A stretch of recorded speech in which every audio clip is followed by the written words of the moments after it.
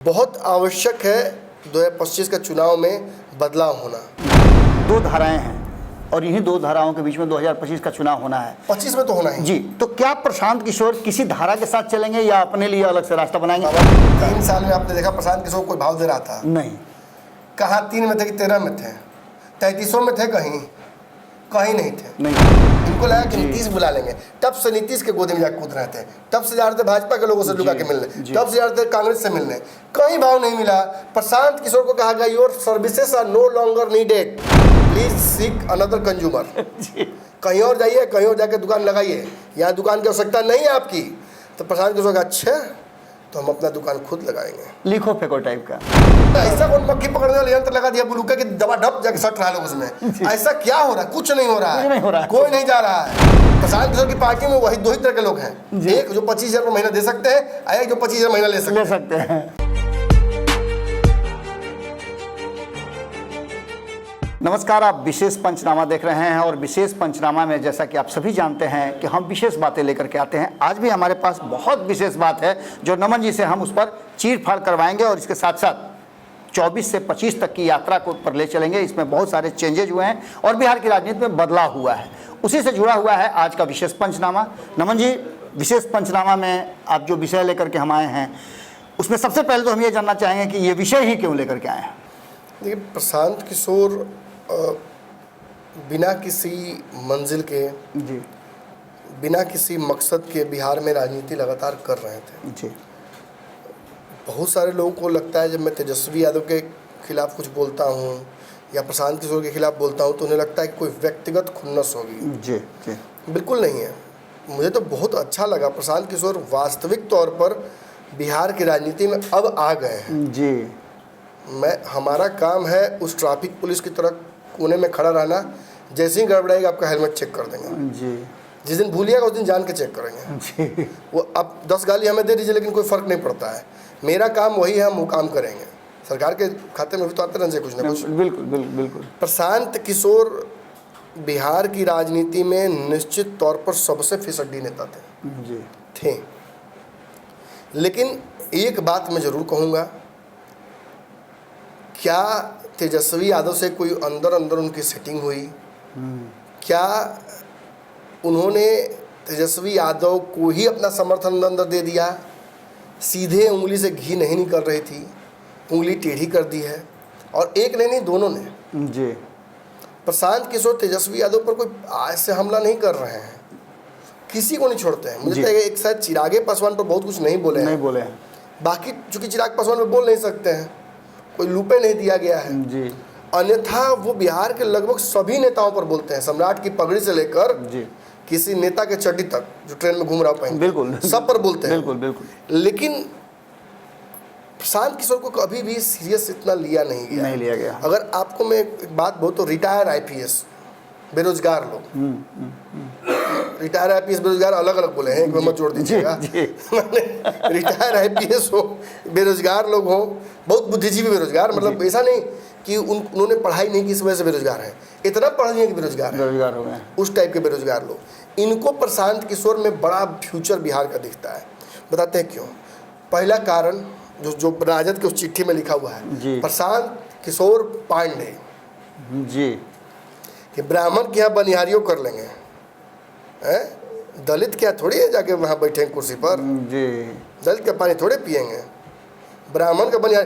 ब्राह्मण भले ब्राह्मण अपने को मान नहीं रहा हो, ब्राह्मण भले ब्राह्मण वाला आचरण नहीं कर रहा हो, लेकिन उसके आगे पांडे लिखा भी ना हो तो हम फिर भी रीड कर लेंगे और उसकी बनिहारी करेंगे। ऐसे कई लोग हैं। और दुर्भाग्य इस राजनीतिक कालचक्र का बिहार की यही है कि ऐसे राजनीतिज्ञ राजनीति करने आ जा रहे हैं और उनकी राजनीति को एक छोटा सा हिस्सा बिहार का सीरियस मान ले रहा है। इस वक्त बिहार की राजनीति को मेरे हिसाब से जो एनालिसिस मैं करता रहा हूँ, तो 2 धाराओं में ही विभाजित रहना चाहिए। बहुत आवश्यक है 2025 का चुनाव में बदलाव होना। जी। उस बदलाव का वाहक कौन बनेगा ये भी लगभग तय है। कोई नया फैक्टर 2025 के चुनाव को बदलेगा नहीं जी। लेकिन फिर भी अप्रत्याशित रूप से प्रशांत किशोर बिहार की राजनीति में ही हैज़ इंटर्ड। आज वास्तविक तौर पर छठी छिला होना चाहिए जी। प्रशांत किशोर की बिहार की राजनीति में वास्तविक एंट्री, उनकी राजनीति में जो कहा सकता है पूर्णकालिक, जो कहा सकता है फुल टाइमर के तौर पर एक कुर्सी रख दी गई है। जी। कुर्सी रखने का काम किसने किया? देखिए, उनकी पार्टी के लोग तो खूब प्रयास किए, कई नेताओं को अपने साथ ले आया, धन पशुओं को लाया, सब भाग गए। इच्छा शक्ति जुटाई कि चुनाव लड़ेंगे, नहीं लड़े, तो जो प्रथम ग्रासे मक्षियम पात्रम, तो उसका कौन टिकेगा? बिल्कुल, बस वही लोग टिक गए जिनके बारे में मैंने कहा। जी। पूर्व IAS बेरोजगार, एक साथ नहीं, अलग अलग। ये लोग वैसे लोग होते हैं जो सिस्टम के नीचे काम कर चुके होते हैं, मतलब पॉलिटिकल बेरोजगार इनको कह सकते हैं। खैर उसके विषय में क्या करेंगे, लेकिन ये वैसे लोग हैं जो सिस्टम के नीचे काम कर चुके हैं। जी। इन्होंने अपने से कम पढ़े लिखे व्यक्ति को उच्च पदों पर अपने से देखा है। जी। और ये जब कोई भी टास्क इनके पास आता है तो सोचते कि क्या है यार, यहाँ से देहरादून जाना है, देहरादून जाना है यहाँ से, तो क्यों गाड़ी से जाएंगे, हेलीकॉप्टर से चले जाते हैं। जी। कोई काम अगर ऐसे व्यक्तियों को आप दीजिएगा, ब्यूरोक्रेट्स को, तो उनके पास जो प्रस्तावित कार्यक्रम होता है उसके इतर एक नया कार्यक्रम उनके पास होता है। जी। तो आइडियाज इतने हैं कि इम्प्लीमेंट कर नहीं पाए। जी। दूसरे का आइडिया हमेशा इम्प्लीमेंट करते रह गए। एक काम करो, जाओ 5 किलो राशन बांट दो। एक कॉम्प्लेक्स भी फील होता रहा। एक काम करो, जाओ बाढ़ में वहाँ पर राहत शिविर लगा दो। जी। तो इनको सिस्टम से दिक्कत भी रहता है, कितना पैसा सरकार खर्च करती है, गरीब बेचारा भूखे मर रहा है, क्यों नहीं उसके लिए बिल्डिंग बना दें। जब ये वास्तविक तौर पर नेता बनते हैं तो इनको समझ में आ जाता है कि बिल्डिंग सबके लिए बनाना संभव नहीं है। इसीलिए सरकार कहती है काम करो, दो तरफ रोड है, बीच में रहो, बीच में रहो। बीच में आए काम करो, गाय भैंस भी वहीं लेकर रहो, वहीं लेकर रहो। बाढ़ आया हुआ ना तो कोई दिक्कत, विस्थापित ऐसे ही काम होता है। हाँ हाँ, तो हर साल आता है। तिरपाल दे देते हैं। नीतीश भी आए थे जब पहली बार, तो नीतीश भी प्रसाद किशोर की तरह ही थे। जी। बहुत सारे आइडियाज थे, लेकिन इम्प्लीमेंट करने का कोई तरीका नहीं था। चिराग पासवान भी आए थे तो ऐसे ही थे। जी। धीरे धीरे बिहार की राजनीति उन्हें समझाती है कि बहुत ही स्लोली प्रोग्रेस होगा, आपके आइडियाज को इम्प्लीमेंट करने में 18 साल 19 साल 20 साल तक लगेंगे। एक टर्म में कुछ नहीं होने वाला है। और आपके पैर रोकने के लिए कौन है? तो MY समीकरण है, सवर्ण समीकरण है, लवकुश समीकरण है, फलाना ढिमकाना चिलाना, सब समीकरण यहाँ है। बिल्कुल। आपके पैर जमीन पर उतरने ही नहीं दिए जाएंगे। लेकिन बधाई हो प्रशांत किशोर जी उर्फ पैरासाइट जी, मैं आपको आज बिहार की राजनीति में वास्तविक तौर पर मानता हूं कि आपकी एंट्री हो गई। क्यों? क्योंकि अब तक जिन नेताओं के खिलाफ आप बोलते रहे और आपको एक बार भी रिटर्न में जवाब नहीं मिला, एक तरफा संवाद कर रहे थे आप, एक तरफा लड़ाई, कोर्ट में दलील दे रहे हैं, आप दिए जा रहे हैं, हजूर उसने ये गलती की है, हजूर उसने वो गलती की है, हजूर इस पर एक और दफा लगा दीजिए। अब वो चुपचाप खड़ा है, कुछ बोल ही रहा है। इनका वकील कहाँ है? कोई वकील की जरूरत नहीं है सर, जो आरोप लगा दीजिए, कोई फर्क ही नहीं पड़ता इनके आरोप का। एक बहुत महत्वपूर्ण इसमें सवाल आ जाता है नमन जी, कि आपने अभी बताया कि 2 धाराएं हैं और इन्हीं 2 धाराओं के बीच में 2025 का चुनाव होना है। 25 में तो होना है जी। तो क्या प्रशांत किशोर किसी धारा के साथ चलेंगे या अपने लिए अलग से रास्ता बनाएंगे? मेन सवाल तो यही आता है। 3 साल में आपने देखा प्रशांत किशोर कोई भाव दे रहा था? नहीं। कहाँ 3 में थे कि 13 में थे, 3300 में थे, कहीं नहीं थे।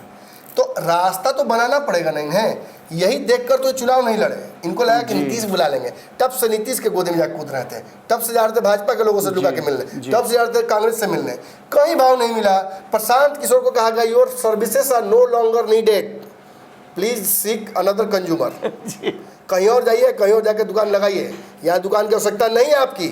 तो प्रशांत किशोर का अच्छा तो हम अपना दुकान खुद लगाएंगे, लिखो फेंको टाइप का खुद लगाया उन्होंने अपना दुकान। और उस दुकान को लगाने के बाद जब वो गए कि हम टीचर को लड़ाएंगे चुनाव, हम गरीब के बेटा को चुनाव लड़ेंगे, एको को चुनाव नहीं लड़ा है। पैसा हम देंगे, सुनिए बात, पैसा हम देंगे, हमारी टीम काम करेगी। आज आपको पता है कि जब लोग ज्वाइन करते थे उनकी पार्टी, आज जब कहते थे चुनाव लड़ेंगे तो ऊपर से कोई ईमेल आया था, उस ईमेल का जिक्र हम नहीं करेंगे, क्या उस ईमेल में होता था। एक ईमेल आया था, बड़े बड़े धन पशु को जब ईमेल आया तो भाग ही गए वहाँ छोड़ के। हम नाम इसका भी इसमें भी नहीं, कौन कौन भागा, क्योंकि कितना बेइज्जत करे एक ही आदमी को, एक ही नारियल कितना छीलिएगा।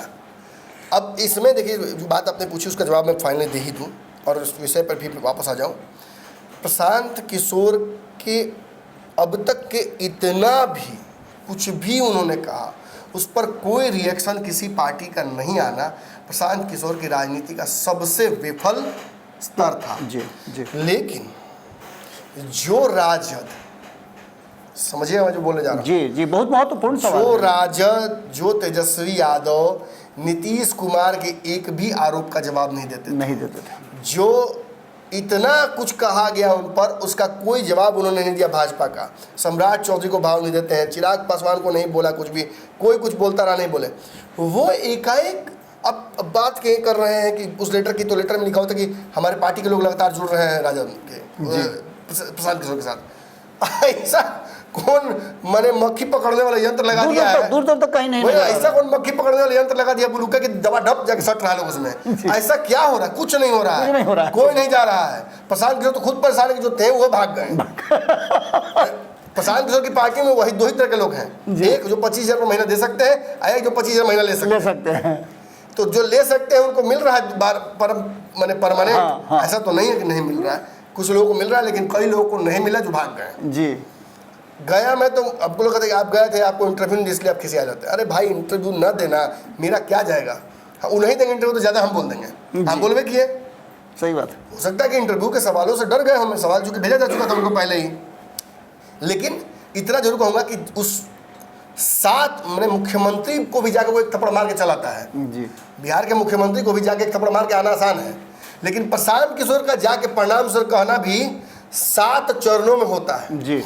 7 गो टेंट, 7 गो गेट और 7 गो कार्यकर्ता रहता है। अब वो कार्यकर्ताओं के बारे में मैंने जाना कि इतना कार्यकर्ता, गांधी जी को इतना कार्यकर्ता तो गोली नहीं मार पाता नाथुराम गोडसे। बिल्कुल। और जब मैं अंतिम बाउंड्री तक पहुंचा तब एक पता चला, किसी ने बताया कि ये सारे लोग पेड स्टाफ हैं, ये उनके पीए भी हैं, ये उनके बॉडीगार्ड भी हैं, ये उनके चपरासी भी हैं और ये इनके दरबान भी हैं। इस 7 चक्र को भेदने के बाद आपको प्रशांत किशोर का दर्शन होगा। वो भी जरूरी नहीं कि वो आपसे बात करवे करे, क्योंकि ज्यादातर टाइम वो अपने बोलते हैं जी। और इतना बोलते हैं कि अंततः मैंने आधा घंटा 1 घंटा के बाद आपका कहीं ना कहीं पेशेंस आपका लूज कर जाएगा। कहेगा हो गया सर, जो सुनना है तो सुन लिया, अब जा रहे हैं, हो गया, अगला प्रवचन अगले मीटिंग में कभी। नमन जी एक मैं बस खत्म कर लो इसको बस। तो प्रशांत किशोर जैसे नेता को, जिसकी वास्तविक एंट्री भी बिहार राजनीति में नहीं हुई, जिसका कोई जनाधार नहीं है, जिसके पास कोई रणनीति नहीं है, जो धन पशुओं को भी साथ लाया उससे वो भी भाग गए, जो 6 राज्य के मुख्यमंत्रियों का दावा वो करते थे कि मेरे साथ 6 राज्य के मुख्यमंत्री हैं, वो भी तो दिखे नहीं।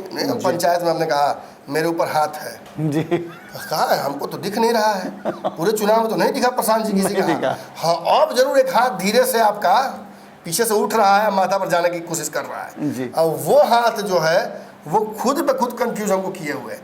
आखिर इतना कुछ झेलने के बावजूद भी तेजस्वी यादव जब सदन में कहते हैं अरे आप बता देते हैं, एक बार बोल देते हैं कि नहीं रहना, कितना अच्छा से हम लोग बात करते थे और फिर जो हुआ तो चलिए ठीक है, अच्छी बातों को तो हम याद रखबे करेंगे। उस समय भी तेजस्वी यादव ने बहुत क्रिटिसाइज नहीं किया नीतीश कुमार को। वो जानते हैं कि the moment you start criticising, the moment you start acknowledging, और जैसे ही आप एक्नॉलेज करना शुरू करते हैं आपके सामने वाला आपका प्रतिद्वंदी हो जाता है। पूरे पंचायत सीरीज को आपने देखा होगा, दर्शकों ने भी देखा होगा। बनराकस नाम का एक कैरेक्टर है जी, बनराकस नाम का कैरेक्टर घूमता रहता है पूरे गांव में, इसके झगड़ा में, उसके लफड़ा में, उसके खेत में, उसके खलियानी में, इस सड़क पे, उस जगह पे, उस पोस्टर में क्या लिखा हुआ है, इस सड़क पे क्या लगा हुआ है, यहाँ गाड़ी क्यों लगी हुई है, वो 24 घंटे ही करता रहता है। कोई उसको सीरियस नहीं ले रहा था जी। एक नया सचिव आया, सचिव की गलती ये थी कि वो समझ नहीं रहा था कि इस आदमी को भाव नहीं देना है, और उसने बनराकस को भाव दे दिया, और जैसे ही बनराकस को भाव दिया वो सबसे बड़ा घाव बन गया जी पूरे गांव का, वो विपक्ष का नेता बन गया वहां जी जी पूरे। आप देखते हैं कि राहुल गांधी बोलते रहते सदन में 3 घंटा 4 घंटा तक, वही पोस्टर, वो पोस्टर, ये देखिए मोहम्मद, ये देखिए सल्लल्लाह, ये देखिए क्या शंकर जी, ये देखिए, एक से एक भगवान दिखा रहे। एक बार ये भाजपा रिएक्ट नहीं किया, बोलते बोलते लास्ट में बोल ये दिया उन्होंने कि हिंदू, एक बात निकल गया। अब कंट्रोवर्सी बात हम नहीं बोलेंगे, हिंदुओं के बारे में एक बात बोल गए, डरा गए बिल्कुल। पूरा 3 घंटा बोले। देखिए बहुत जिसको ज्ञान नहीं हो उसको बोलने दीजिए, वो धरा जाए कहीं ना कहीं। लास्ट में डरा गए। अब वही उसको क्या किया, भाजपा ने फायदा उठा लिया। मोदी उठे, बोलना शुरू किया, उधर से तुरंत चिल्लाने लगे, मोदी बैठ गए, वो नहीं बोलेंगे, क्या जरूरत है बोलने का? इस देश का प्रधानमंत्री अगर बोलेगा तो उसको जवाब नहीं देना पड़ जाएगा जी। बिल्कुल, बिल्कुल। कि अडानी का पैसा कहाँ से आया, रेल किसने बेचा, गेल किसने बेचा, वहां गड़बड़ा गया कैसे, चुनाव में हार गए कैसे, वो पुल गिर रहा है कैसे, जवाबे नहीं सुनना है। जब हल्ले करना तो करिए, हम चुपचाप बैठ गए, खत्म कहानी। ऐसा तो विपक्ष है यहाँ का जी। और हमारे से लोग जो समझाते हैं वो कहता है उससे बच के रहना है। प्रवक्ताओं कहा जाता है, देखिए कहीं चल जाइएगा, वहाँ से बच के वहाँ मत जाइएगा भारत लाइन में। यहाँ आइएगा तो ऊपर से एक लेयर जो छील दिया जाता है राजनीति का, ताकि अंदर से जो राजनीतिक नंगापन है वो दिख जाता है। जी जी। तो अब रहा बात प्रशांत किशोर का, तो इनको तो बहुत छीला हमने। अब इनके वास्तविक तौर पर ये स्थापित करना जरूरी था, इसलिए मैं ये कवर को लंबे तौर पर कर रहा हूँ, अब बहुत एक्सप्लेनेटरी कर रहा हूँ मैं जी, ताकि समझे लोग कि प्रशांत किशोर वास्तविक तौर पर अब एंटर कर गए हैं। जी। जो भी अटकलें उनको लेकर थी वो समझने लायक है कि वही तेजस्वी यादव जिनके बारे में सारे बातें कही, वो तेजस्वी यादव एकाएक बन राकस को एक्नॉलेज कर देते हैं। अब इसकी वजह से बिहार की राजनीति में प्रशांत किशोर की एंट्री हो जाती है जी। और जब वही प्रशांत किशोर जो तेजस्वी को क्या नहीं बोले, अनपढ़ गवार, लालू का पढ़ा अनपढ़ बेटा, भ्रष्टाचारी, शब्दों की कोई मर्यादा नहीं थी, वो प्रशांत किशोर अब जब बोल रहे हैं तेजस्वी यादव पर तो सारे बड़े चैनल उसको प्रमुखता से चला रहे हैं। और वो ये कह रहे हैं कि राजद के पत्र का प्रशांत किशोर ने दिया जवाब, तेजस्वी को मुंहतोड़ जवाब दिया, पहले की सेंध मारी अब दे रहे हैं गारी, चल रहा है जी। और ये जब शुरू हो जाता है तो आप समझ लीजिए कि Prashant Kishor is now an established entity in Bihar political gambit जी। और इसकी वजह से इनके आगे की संभावनाएं खुल जाती हैं। अब जो सवाल आप पूछे तो पूछिए। जी, मैं पूछ रहा था कि जो वर्तमान परिस्थितियां बनी है, चिट्ठी की बात आपने की, चिट्ठी जैसे ही आया उसके बाद से प्रशांत किशोर की टीम के द्वारा उस चिट्ठी में जितनी भी अशुद्धियां थी वो इशारा किया गया, दैट मीन्स कि राष्ट्रीय जनता दल और तेजस्वी यादव क्या नाम उनका, शक्ति यादव लिखे हुए पत्र हो सकता है, जो लिखे हों, लेकिन जगदन जितना गलती नहीं एक आइडेंटिफाई तो जरूर हो गया कि जो बात वो कहते हैं लगातार कि अनपढ़ की टीम है, तो वो तो साबित हो ही गया। सत्य तो पढ़ लिखे है लेकिन गलती हो गया होगा लिखने में। इससे भी बड़ी बात यह है कि क्या प्रशांत किशोर को सामने ला करके भारतीय जनता पार्टी से सीधी लड़ाई, यानी नीतीश कुमार से मनोज तो नहीं लिखे होंगे, मनोज तो प्रोफेसर है जी, सीधी लड़ाई जो आप देख रहे होंगे, जैसे प्रशांत किशोर की बात आपने की कि प्रशांत किशोर अब बिहार की राजनीति में आ गए हैं, तो प्रशांत किशोर बिहार की राजनीति में आ गए हैं तो उसका फायदा तेजस्वी यादव को मिलेगा और एनडीए जो है उसको परेशानी होगी। बिल्कुल होगी, बिल्कुल होगी। ये कहीं ना कहीं स्थापित करने के इसी के लिए सब सारा रचा गया। तेजस्वी यादव ने एकाएक लिफ्ट क्यों दे दिया प्रशांत किशोर को, There's a proper reason behind it। और ये कहते हुए कि पांडे साहब हैं। हाँ बिल्कुल बिल्कुल, वही तो आप जो एक देखिए, इस बार एक एक्सपेरिमेंट हुआ और वो एक्सपेरिमेंट सफल रहा जी। भाजपा के कोर वोटर ने 3-4 जातियां थोड़ा कई जगहों पे खिसकी, हाइपर लोकल लेवल पे उसका एक असर देखा गया। पूरे शाहाबाद में ब्राह्मण, भूमिहार, राजपूत, जहानाबाद इंक्लूडेड, औरंगाबाद इंक्लूडेड, इन जगहों पे ब्राह्मण राजपूत इन लोगों ने जो खेल किया है, छोटे लेवल पे किया हो, इस अब मैं गलत नहीं बोल रहा हूँ, इसको गलत नहीं लीजिएगा, आपने खेल के अच्छा किया। अब बदलाव ही तो राजनीति का सबसे बड़ा लक्ष्य है, बदलाव होता ना चाहिए, लेकिन उसकी वजह से क्या हुआ, यादव तो वोट नहीं अलग दिए, मुसलमान तो कहीं और वोट नहीं किए, इतना मंदिर के बगल में अयोध्या में दिया गया मकान, फिर भी कहा किसी ने वोट किया, क्योंकि मुसलमान वोट नहीं किया, लेकिन एमवाई टूटा नहीं, लेकिन जो समीकरण सवर्णों का था वो टूटा, यहाँ तक कि लौकुश में कुछ टूटे। अब ये टूटिएगा तो कहीं कमजोर पड़िएगा ना जी। बिल्कुल बिल्कुल। अब पूरा मकान नहीं गिरा, वो पिलर तो गिर सकता है ना, पिलर गिरा आपका, शाहाबाद एक स्तंभ था, स्तंभ गिर गया, और शाहाबाद गिरने के बाद इनको ये समझ में आ गया कि इस तरह से तोड़ा जा सकता है, डैमेज कैसे कर सकते हैं। नहीं, उन्हें ये समझ में आ गया कि इनके वोट को तोड़ा जा सकता है जी। तेजस्वी को समझ में आ गया, हम कितनों राज्यसभा भेज रहे हैं, हम कितनों एमएलसी बना रहे हैं, कितनों टिकट दे रहे हैं, ये ब्राह्मण राजपूत भूमिहार वोट नहीं कर रहा है हमको, हम जाके माफी मांग लिए मंच पर, तब भी वोट नहीं कर रहा है। अब क्या करें, अब यही रिवर्स साइकोलॉजी, जब जोड़ नहीं सकते हो तो तोड़ दो, बिल्कुल, डिवाइड एंड रूल, बिल्कुल। अब सारे सवर्ण जाति के वोटरों को तोड़ने की तैयारी शुरू शिफ्ट किया जा रहा है, बिल्कुल। अरे कहीं देखिए, जब तेजस्वी यादव मंच पर खड़ा होकर ये बोल दिए तो वो अंग्रेजों वाले स्टाइल में राजनीति करने के लिए तैयार है, इज रेडी टू रूल, और वो ब्रिटिश स्टाइल में। कैसे? पूर्णिया के मंच पर खड़ा होकर तेजस्वी यादव कहते, सुनिए मत दीजिए बीमा भारती को वोट, पप्पू को ही मत देना है, भाजपा को दीजिए। मतलब he is ready to lose at any cost to win at any cost. जी, वो जो चाहते हैं कि इस जगह पप्पू नहीं जीतना चाहिए, तो वो भाजपा को भी जिताने के लिए तैयार है। प्रशांत किशोर जीत जाए, क्या वो जीतेंगे? 50 सीट, 50 सीट जीत जाएंगे। प्रशांत किशोर कितना सीट जीतेंगे? अरे लड़बे करेंगे 30 से 40 सीट हमको लगता है। लेकिन इन 30-40 सीटों को अगर थोड़ा भी वो भाजपा को, नीतीश को, चिराग को डैमेज कर देते हैं जी, तो आप समझ रहे हैं अगर 10-20 सीटों की आवश्यकता पड़े सरकार बनाने के लिए, एनडीए को घट जाए, चिराग तुरंत, तेजस्वी तुरंत सरकार बना लेंगे कहीं ना कहीं। बिल्कुल, यही कमी रह गई थी पिछले। जो मैं बोल रहा हूँ बाबा कि तेजस्वी आपको मुख्यमंत्री बनते दिख रहे हैं, हमको तो नहीं दिख रहे हैं जी। यही रणनीतियां हैं। हमारे पंचनामा को 56 इंच 57 इंच के टीवी पे चलाया जाता है, मुख्यमंत्री कार्यालय में भी, अब पूर्व उप मुख्यमंत्री कार्यालय के लिए अलग से आदमी रखा हुआ है जो बताता है कि आज क्या हुआ। हाँ, और ये भले हमें वो क्रेडिट ना दे, लेकिन वो देख रहे हैं और देख एनालाइज कर रहे हैं। और Prashant Kishor is a pure by product of my analysis. बिल्कुल, प्रशांत किशोर को बार बार मैं जो है निष्प्रभावी है, किसी काम के नहीं है, तो राजद ने एकाएक प्रशांत किशोर को खड़ा किया ताकि उनको हरा सके। अब एक बार कैसे समझाते हैं कि कैसे होता है। पहले के ज़माने में 70-80 के फिल्म देखे होंगे आप, राजेश खन्ना सोच रहे भाई हम इम्प्रेस करना चाहते हैं हीरोइन उसके पिताजी को, कैसे करें? तो हीरोइन उसके पिताजी को देखिएगा, बड़का एकदम मर्सिडीज गाड़ी से जा रहे हैं, एकाएक 4 को सामने से गुंडा रोक लेगा, इतना इतना तो खुला हुआ शर्ट पहन ले, दाढ़ी इतना बढ़ी ले, एकदम रोक लेगा 20-25 को, 7 फीट के 8 फीट के रोक लेगा 4-5 को। अब लगे अब तो गया काम से, अब तो दोनों गया, लूटेगा भी, मारियो देगा जान से। सडनली देखिएगा कि हीरो आता, 5 फीट का हीरो टिफिन में जिसको बंद कर सकता है वैसा हीरो आएगा और ढिसुम करके सबको मार देगा, बोलेगा यार मेरा हीरो है, अरे तुम्हारी बेटी शादी करा देंगे, तुमको ये कर देंगे, वो करेंगे, कल घर पे आने जाओ मिलना। हो गया हिसाब किताब, वो चलेगा अपने रास्ते। You are a young man, फल्ला ढिमका अपना बोलेगा, अपना चलेगा वापस को लेके। उसी समय 2 सेकंड बाद सीन कट होगा, अब पहाड़ी के पीछे देखिए कि हीरो सबको पैसा दे लीजिए, 8 फीट वाले को 10 रुपया, 9 फीट वाले को 20 रुपया दे भाई, चलो भाई ठीक है, बहुत सा एक्टिंग किया आप लोग, तू ओवर एक्टिंग ज़्यादा कर रहा था भाई, एक ही फैक्ट तुम्हारे गिर के तुम नाच कर रहा था, यही ना होता है। बिल्कुल बिल्कुल, यही प्रशांत किशोर 8 फीटवा 7 फीटवा है, दिखाने के लिए खाली।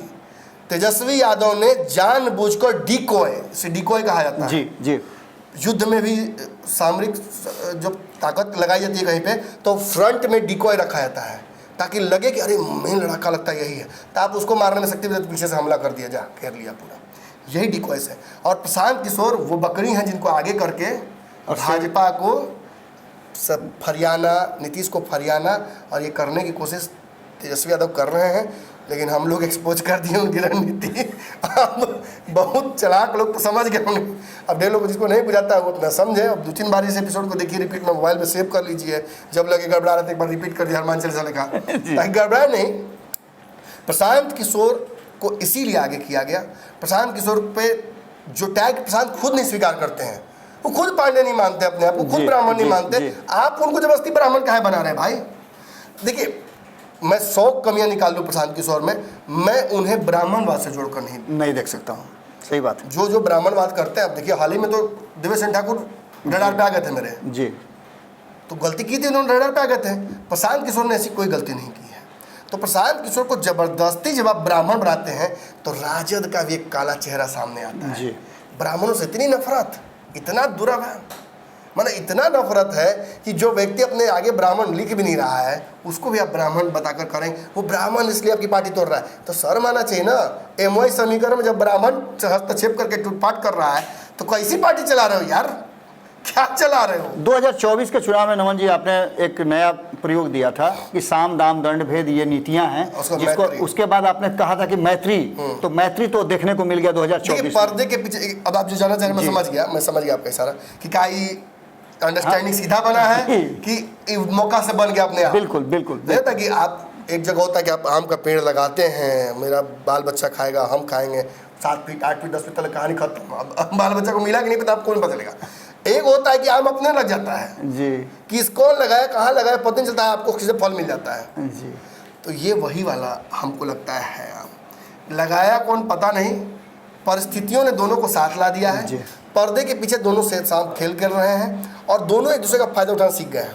प्रशांत भी समझ गए, पहले दिन तो प्रशांत को समझ में नहीं आया होगा, लेकिन जैसे ही ये लेटर आया प्रशांत समझ गए कि ये मेरा लॉन्च पैड है, बिल्कुल। यहीं से हम बिहार की राजनीति में आएंगे।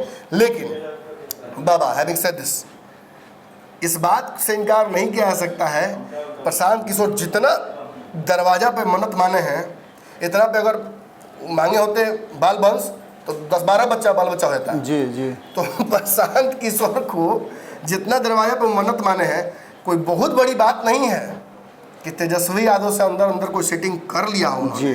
जी। कोई बड़ी बात नहीं है। और उस रणनीति के तहत ही दोनों मिलकर टेंशन देने की कोशिश कर रहे हैं भाजपा को। देखिए, प्रशांत किशोर का कोई भरोसा नहीं है।